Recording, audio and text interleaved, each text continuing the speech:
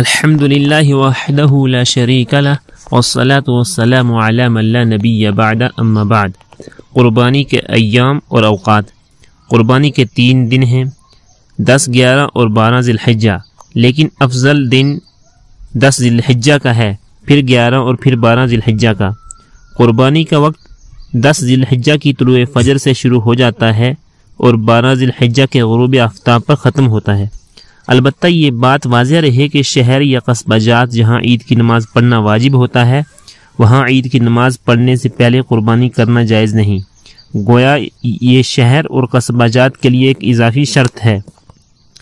دیہات اور جنگلوں میں چونکہ عید کی نماز نہیں ہوتی، اس لیے وہاں 10 ذی الحجہ کو طلوع فجر کے بعد قربانی کرنا جائز ہے۔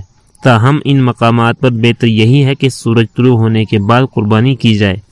قربانی کے اختتام کا وقت 12 ذی الحجہ کا غروب آفتاب ہے۔ اختتام کا وقت شہر، قصبہ جات اور دیہات اور جنگل سب کے لیے ایک ہی ہے، چنانچہ 12ویں تاریخ کا سورج غروب ہو جانے کے بعد قربانی کرنا درست نہیں۔ ایام قربانی میں جس طرح دن میں قربانی کرنا درست ہے، اسی طرح رات کو بھی قربانی کرنا درست ہے۔ وآخر دعوانا الحمد للہ رب العالمین۔